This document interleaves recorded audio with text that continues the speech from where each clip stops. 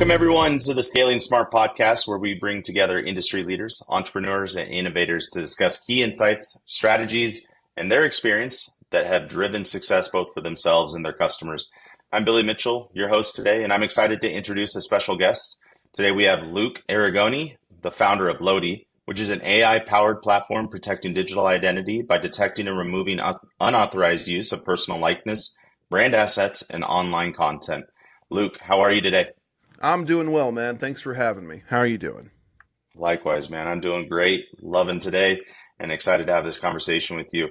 As a reminder to you, as well as our audience, we break this podcast up into three different sections. First one, we want to get to know you and your organization, so a bit of your history, how you got here, and what you do, and then talk about your industry as a whole, competitors, why you're different, where you see it going, and then your ideal client mixed in there as well. And then growth and scale, kind of the meat and potatoes of the podcast is how did you grow? What worked, what didn't work? And personally, I like to spend a lot of time on the what didn't work. I feel like I learn from other people's mistakes, hopefully preventing me from making those mistakes.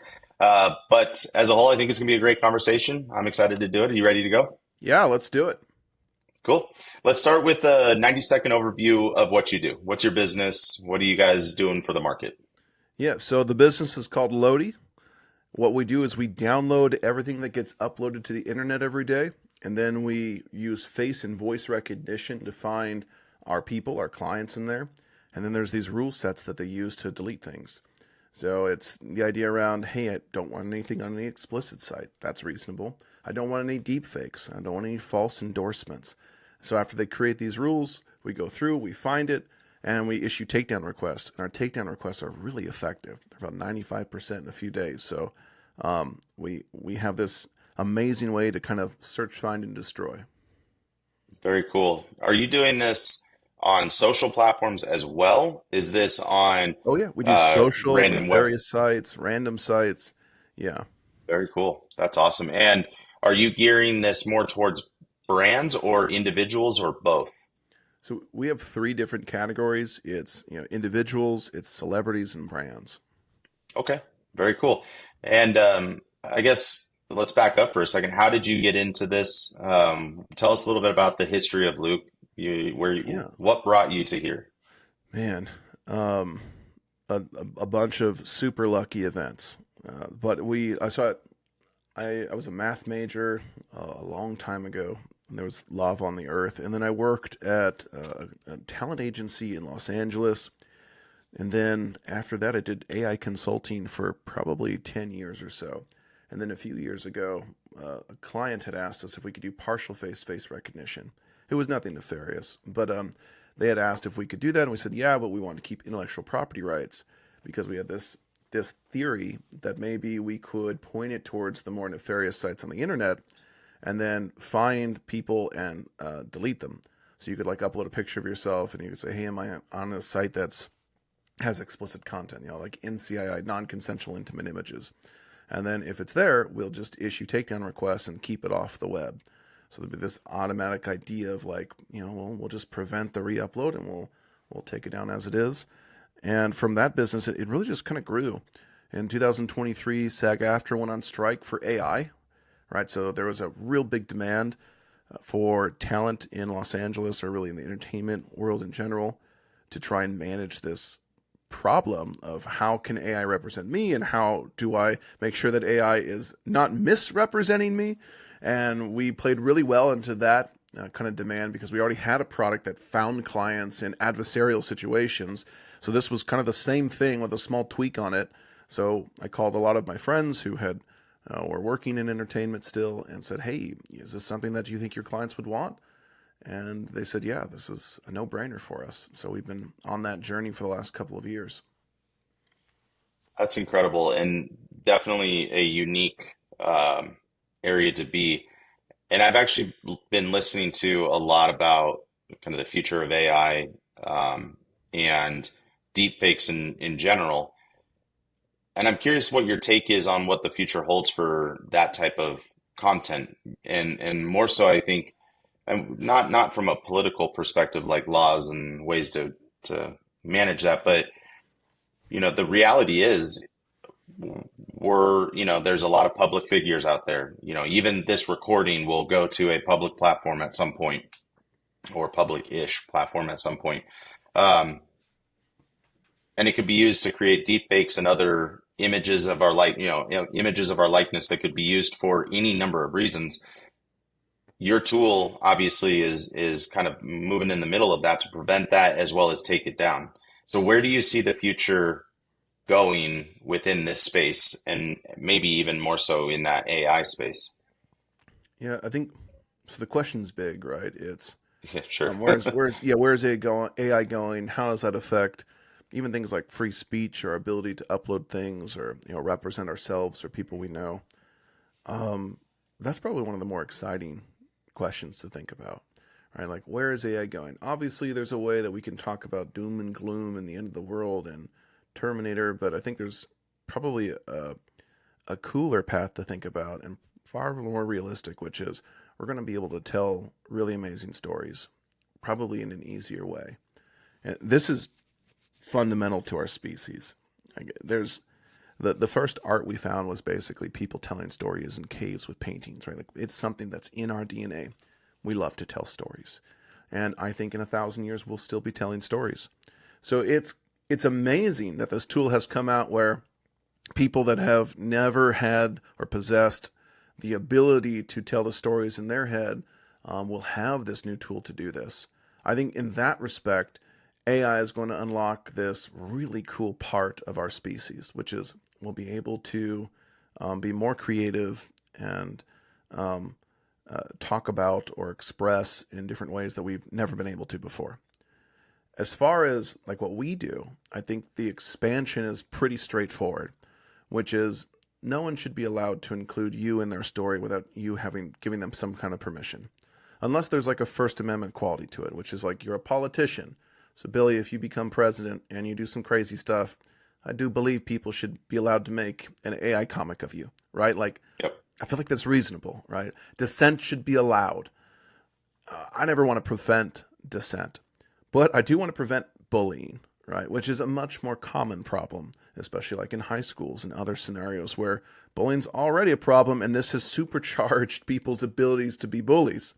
So I think in some respect, we have a very straightforward mandate, right? AI is going to allow people to tell all kinds of crazy things and do all kinds of crazy stuff, and we just want to make sure that consent is a big part of that. Um, for artists, we want to make sure that compensation is a big part of that, right? Like, are you getting paid for it? This matters, right? It's important that we support the arts, and it's important that people get paid for what they create. And so I also am adamant about creating a product that aligns with that as well.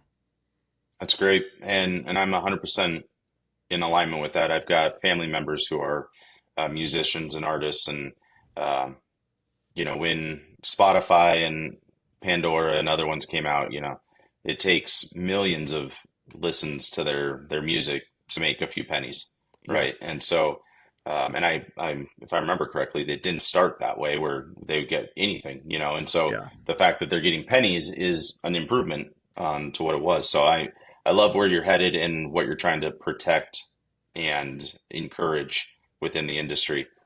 If we're talking about what you're building, what you've built and are growing, we touched on it a little bit earlier, but let's dive a little bit deeper. What are the ideal client profiles? So if I were to bring you somebody today that could use your tool, describe who that perfect person is. Uh, someone someone that's a public figure. I think it's the most straightforward. They have the largest demand. Now, if you're just a consumer, or if you're like me, I'm a nobody, right? I could still use the app. It's really helpful. I can still find things of myself and delete them. But if you're talking about the ideal customer, the person that absolutely needs it, it's an on fire problem. It's public figures, it's politicians, it's actors and musicians, it's CEOs, it's high-ranking military officials. We don't really want deep fakes of them saying they're going to attack a country. That's not going to offer us any amount of stability or security. We kind of want those people to just, if that actually happens, it's just them saying it, right? Right. So for that tier of folks, of really famous people that often get deep faked, we love to help them out. That's interesting. So you can serve the nobodies like myself as well. But your ideal is understandably the one who is out there, um, like you said, politicians, musicians, etc. Um, I'm thinking about this from my own family, and I know just from our pre-conversation before recording, you've got children as well. This is a big concern for me with my kids. I have elementary age kids. In a very few short years, they're going to be heading into middle school and high school, um, and I've heard the horror stories. So it seems as though it will be as effective for myself and my family as it would be for the politician, the musician. It's just going to be the difference will be the volume of Correct. stuff that's out there. And the price that everyone pays. So for you, it Sure. might be novelty to family security. That's $20 a month kind of price range, right? If it is your livelihood to maintain your likeness and people are generating 10,000 items of you a day, that's going to be a couple $1,000s a month, right? There's a lot more Sure. work involved in that. Um, we can separate these, even though it's the same product, we can separate out, who pays what based on basically how the need, the demand of the system. So it's easy for us to not have to go to you and say, hey, if you want to protect your family, you have to charge, I'll charge you the same amount as an A plus plus list celebrity. You'd be like, Luke, that's crazy. I just want to protect me and my kids. I don't Yeah. need like imposter checks on Facebook. People aren't making imposters of my kid, right? Like, so there's a way for us to bifurcate the product in a meaningful way so everyone gets the support they need. But yes, as a father, I am deeply concerned about the trajectory of AI, especially how it's used in schools. And I've even talked to my kids of like, hey, by the way, don't freak out. If you ever have a bad situation, remember dad can delete anything on the internet, right? Like there's like a moment where like I feel like my kids who are going into high school now, like they need to hear the words, it won't freak me out. I will delete it. Don't worry. And like I'm sure they're probably like, Dad, you're weird. Like that's not a big deal. But I do know that that's a bigger problem, and more parents are concerned with that, which is how do I protect my kids online? But not in like, are they talking to strangers, which is something that I think we all talk to our kids about. Now it's far more complex, right? Not only is it be careful who you send a selfie to, because a selfie can be used to generate things, which before was just benign, right? Right. Take a picture of someone at a soccer practice and you're like, hey, that's fine. I'll put it on my Instagram. Now you have to think about as a parent, how can that be reused in some malicious way, which is kind of horrifying. And so Very much so. I'm very excited about the idea that I can offer, or at least my team can offer this support to most families and say, hey, no, we'll get you covered. We can find it. If there is malicious content, we'll delete it. That's incredible that you have the ability to tell your kids that dad can delete anything off the internet Man, I want to because give you the I, ability. I want to give every well, parent that ability, right? Like that's, that's it. That's the I big love plan that. is like, I want every parent when their kid's about to go to high school to be like, remember, dad can delete anything off the internet, right? And if I can give anyone that power for a few bucks a month, man, that's going to be a mission accomplished for me. Yeah, yeah, dude, 100%. And it's funny because I've actually told my kids, they don't have any social media right now, and I'm gonna hold off as long as possible. But I've told them, hey, if it's on the internet, it's there forever. So I've Yeah. I've actually told them the opposite. But now having you, I'm gonna be able to No, say you, the you should. opposite, which is great. It's, I mean, it's good advice to tell them it'll be on the internet forever. But now it's like sometimes kids will make mortal choices. They'll make terrible long-term choices because they're afraid it's going to be on the internet forever. Which Yeah, that's been the truth, right? yeah, And so I also told my kids, like for years leading up to us building the business, hey, be careful. Things are on the internet forever. It is fun now to be able to tell them, don't worry if some bad person does some bad stuff, like just come tell me and we'll take care of yeah. it. That's good. Um, all right, let's transition into the industry as a whole. First of all, just transparently and bluntly, I've not actually heard of an organization like yours. Now, I'm not Mr. Know-it-all, so that doesn't mean that there aren't competition out there. And but I would love to hear your perspective on the industry as a whole. Talk to us a little bit about competition, maybe what you bring to the market that's new and unique and different. Yeah, so there's two different ways to think about competitors for our business. There's how do you protect your likeness online, And then there's what do you do with the world's largest facial recognition cluster? Now, there's a tendency when someone builds the largest face recognition system like we have to sell surveillance, right? It's you go to police stations or you go to the state, you go to large venues, and you say, hey, we can check everyone that comes through. We've deliberately avoided that. We don't want to be a surveillance company. We think the best use of this technology is not to be the NSA, but for you to have a private version of the NSA for just you. It's just you online. Where do you show up? We think this is, the good solution, the moral, ethical way of handling this large piece of tech. So that's the first piece of competition we have. Is like you have Clearview or PimEyes or other folks in that kind of spectrum, right? Where it's they're basically selling surveillance. No matter how they pin it up or how they paint it, they sell surveillance. And then the other spectrum is how do you protect your likeness online? And those are, man, people have had a whole broad spectrum of ideas on this where they'll like search for your name, but that doesn't work for normal consumers.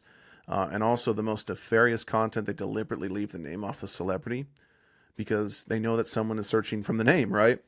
So they Right. won't put the person's name on there. They'll just put their likeness on, whether it's promoting a product or it be explicit. They kind of know the gig, right? So the only way to find it is through a system like we have. And the other one is the people do like blockchain type plays. And that's pretty kind of funny because at scale, like blockchain is actually quite expensive. If you write a transaction to the blockchain, you have to pay it like in gas if you're on Ethereum, and it adds up real fast. So there's like this kind of clunky, expensive, not actually very open type system, and it really it has the fallacy of all the bad guys will report themselves on the blockchain. Like that's not going to happen. If you have a nefarious actor, like he's not going to be like, yeah, by the way, I made this deep fake promoting my product and like register it on the smart contract. They're just going to avoid it, right? Right. So there's some kind of tech bro naivety on that front as well. Yeah. Yeah, that's that's funny actually. I love when people assume that the bad guys are gonna They'll self-report register. themselves. Yes, yes. We have a trust no one system. We feel everyone's going Yeah. to do bad stuff, and we're just going to find all the bad stuff and we're going to delete it. It's very straightforward. That's our shtick. When we go into sales, we're like, look, there's a lot of ways that people are describing it. I'm going to make it simple. I'm going to download everything. I'm going to look for you, and if you don't like it, I'm going to delete it. Do you want that service? And they're like, yeah, that sounds really Yes. straight. I like that. That sounds good. I'm like, it costs Yeah. me millions of dollars a month in GPUs, but I can do that. And they're like, okay, Yeah. that makes sense. It's good. All right. So within your organization, we've talked a little bit about where the industry and kind of AI is headed, which I think is a conversation we could have as a separate podcast. But for your organization, where are you headed the next, 1 to 5 years? Like what's kind of the iterations that you're looking down the barrel of? We're definitely going to be expanding into more brand, trying to expand our celebrity offering. And as we kind of mentioned a little bit, there's a huge need for a family plan. Hmm. So we really want to figure out how we sort that. Yeah, I think that'd be good. I'll be your first customer. Well, maybe second because you got to serve yourself first. But um, speaking of customers, how are you getting new customers today? What's part of your marketing plan? And we're going to lead into, what are some of the tactics you've tried that didn't work? What are some of the tactics that are working and you're still doing? But how are you growing the company today? So through consumer or through like a normal everyone plan, it's really a press game. People have to understand that the service even exists, right? Sure. And then through the celebrity, that's more the agencies themselves and the entertainment agencies will send us people like, hey, these people are having problems. Can you help them out? It's more straightforward that way.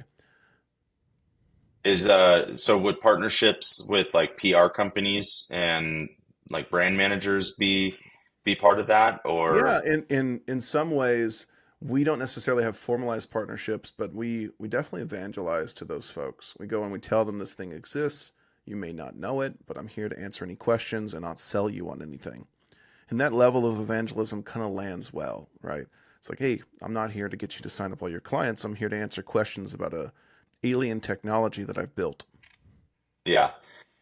And okay, yeah, I can understand that as well. So what is something that in the past you've tried but didn't work? And this could be, well, I'm going to open up the question a little broader, it doesn't have to be just in a sales and marketing perspective. Could be an iteration of the service and tech. But what has been something that you've tried and was like, well, that didn't go well? Yeah, I think early on, our first version, which is gone now, like we have a full pivot into what we do, but the very, very first version was we'll take down non-consensual intimate images, like revenge porn is the colloquial term, Yeah, right? And this makes a lot of sense, right? And this is a huge problem. But we had two big problems on telling that story that we didn't know because we were naive. We did not understand. The first one is if you solve this problem for someone, they don't want to tell anyone. And you can't blame them for that, right? Like, good point. Billy, if you're like, Luke, you found all my bad pictures online and deleted it, and I say, hey, can I get a testimonial from you? But like, no, Luke, that's the No, whole point. The whole point is to not shout, I'm glad it's gone. It's over. I'm done. See you later. And so yeah, you might be a customer forever and pay the monthly just to make sure it never comes back, but you won't tell a soul. And then the correct. second problem is because there's adult content and only adult content, you can't buy ads on that either. So like I can't go to Google and use that because you're seen as like an adult site. Like, well, I'm not an Yeah, adult site. Like, but they're like, but your results have adult content in it. Like, well, I guess, but like that doesn't make us an adult site. We're just showing like nefarious content. And so if you can't grow organically and you can't grow synthetically, you can't grow, right? Word of mouth for a SaaS company is nonsense, right? I can't yeah. wait for someone to just magically stumble on us. And so we had that problem in a big way early on of our product was enormously effective. People like it changed my life and they won't tell anyone. And then I can't drive traffic to the site either. So we were kind of in a weird space early on. That's you're definitely in a unique and precarious position with that. Yeah, no, I can't say that I've actually ever come across that type of problem. But it it's completely makes bizarre. And I sense. didn't think about it. And like if you're like, hey, let's start this business, you and I could probably brainstorm for 20 minutes and realize that's probably going to be a problem. But at the Yeah, time I was dumb or whatever. And I didn't, I'm glad I did. I'm glad I was naive, right? Because it turned right. out that AI and deepfakes and imposter accounts were going to be substantially bigger problems than nefarious content. But I Yeah, didn't know that at the time, and I'm not going to pretend I had some prescience to know the market was going to go there. Like I got lucky, man. I got so yeah, lucky. Yeah. absolutely.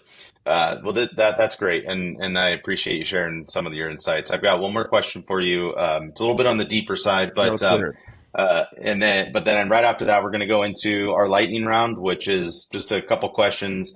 It's fun. Just first thing comes to your mind, so we'll jump into that. But before we get there, I want to hear about kind of one of the biggest challenges that you faced in your career or your life, and to the extent that you're comfortable sharing that, how has it shaped you? Maybe even how has it changed the way you do business today? I I have I have a lot of confidence in my product, in my people, and everything else. And so for me, one of the hardest things I have to do is listen when people tell me I've really messed up on something. And so like one of those things is admitting early on in my career I was a terrible manager. I thought everyone wanted to be managed the way that I wanted to be managed. And I thought that that was logical. Like there's only one way to be managed, right? And it's like delegate and give freedom and like everything else, right? And so I just tried to be that way and I marginalized other strategies, right? And then I realized there's actually a lot of value in being a different kind of manager to every single person. But that took, I think that was a harder thing because I had this identity of like, I'm a good leader, right? And then early in your career, having to tell yourself, I'm actually not a good leader.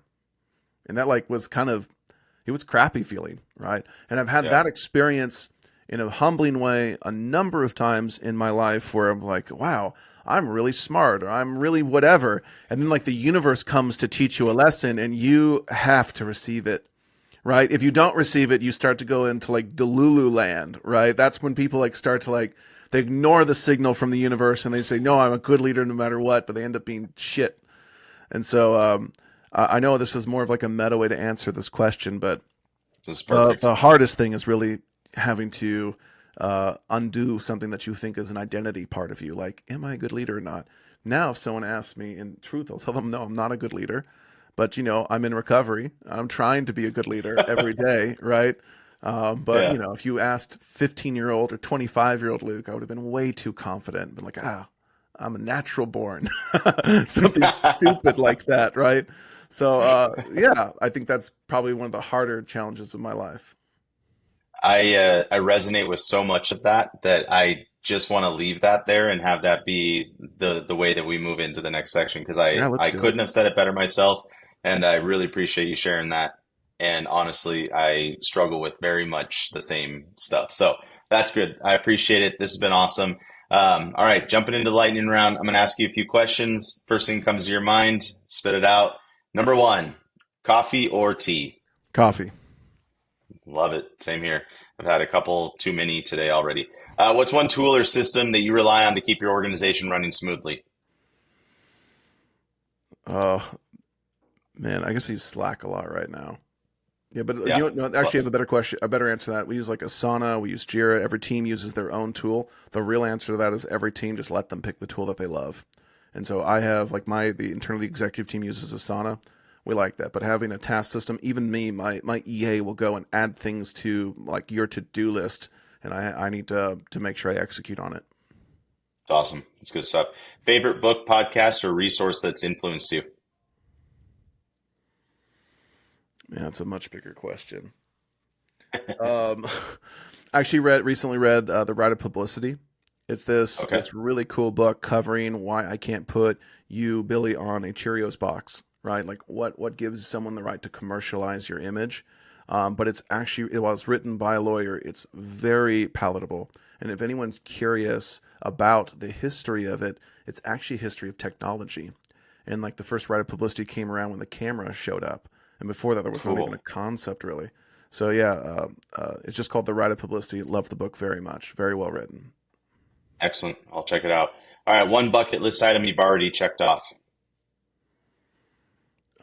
When I grew up, I really wanted to live in like New York and LA and other big cities, and I checked off all of those growing up. I've lived in several places: LA, Austin, New York, now Seattle, and of course Minneapolis too.